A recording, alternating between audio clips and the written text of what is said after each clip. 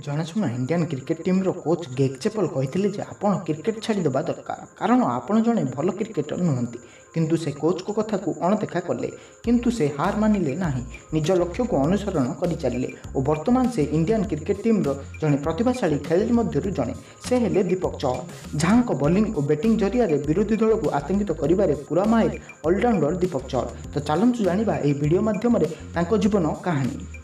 दीपक चहर पूरा नाम दीपक लोकेंद्र सिंह चहर तांकर निकनेम दीपू प्रोफेशनल से जड़े क्रिकेटर। तांकर जन्म 7 अगस्त 1992 आग्रा उत्तर प्रदेश में होता। वर्तमान तांकर बयस 2021 अनुजाई 29 वर्ष है।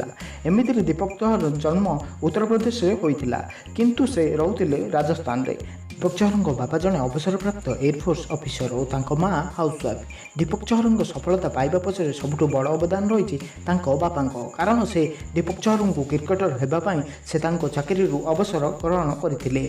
दीपक बापा प्राक्टिस प्रतिदिन 50 किलोमीटर बाइक रे नेउथिले।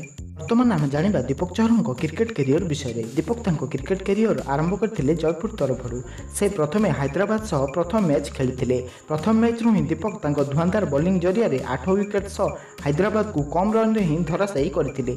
हैदराबाद से मैच रे मात्र 21 रन करथिला। एही मैच परठारु दीपक लोकलोचन को आसीथिले और यही कारण दीपक 2021 आईपीएल रे राजस्थान रॉयल्स टीम रे निजर स्थान पाइथिले। 2015 पर्यंत राजस्थान रॉयल पक्षरु खेलिथिले किंतु तांको कोनोसी मैच रे खेलिबाकू सुजोग मिलि नथिला। किंतु 2016 आईपीएल रे राइजिंग पुणे किनिथिला। से राइजिंग पुणे तरफरु केतेक मैच खेलिथिले। 2018 आईपीएल रे तांको चेन्नई सुपर किंग तांको 80 लाख टंका रे किनिथिला। एबेठारु दीपक चहर वर्तमान पर्यंत चेन्नई सुपर किंग पई ही खेलुछंती और तांकर प्रदर्शन भी बहुत भल रहिछि। दीपक चहर अंतर्जातीय क्रिकेट कैरियर आरंभ कले 8 जुलाई 2018 को। तांकर T20 इंटरनेशनल कैरियर जहाँ थिला इंग्लैंड विपक्ष मैच रे।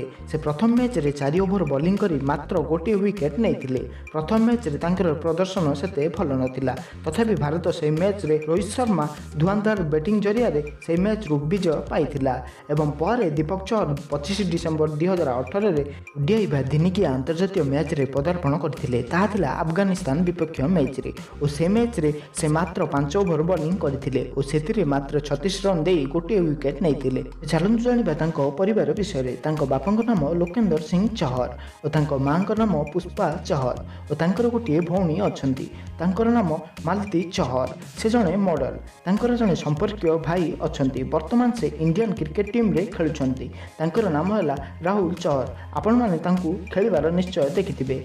थाबा तांको गर्लफ्रेंड को विषय रे। से वर्तमान पर्यंत सिंगल अछंती बोली कुहा जाए कारण से ए विषय रे केउठी भी आलोचना करि नाहंती। तो चलंतु जानिबा तांको कार कलेक्शन विषय रे। तांको पाखरे मर्सिडीज BMW भली कार अछि। जानिबा तांको इनकम विषय रे। Deepak Chahar grade C category रो होइथिबारु दीपक चहर को बीसीसीआई तांको प्रति वर्ष 1 करोड़ टंका देउछि और प्रति वर्ष आईपीएल खेलिबा पई दीपक चहर 80 लाख टंका नियंती और ब्रांड प्रमोशन पई से 60 रु 80 लाख टंका नहीं थांती। तांकर वर्ष को हाराहारी आय 15 करोड़ टंका। ये तो थिला दीपक चहर जीवन कहानी। आशा करुच्ची भिडियोटी आपको भल लगी। आपण अत्युमूल्य समय देथिबारु धन्यवाद। ये भिडियो आपको देखा आम चैनल को सब्सक्राइब करनी। पुणी देखा पर भिडियो से पर्यंत रोची। जय जगन्नाथ।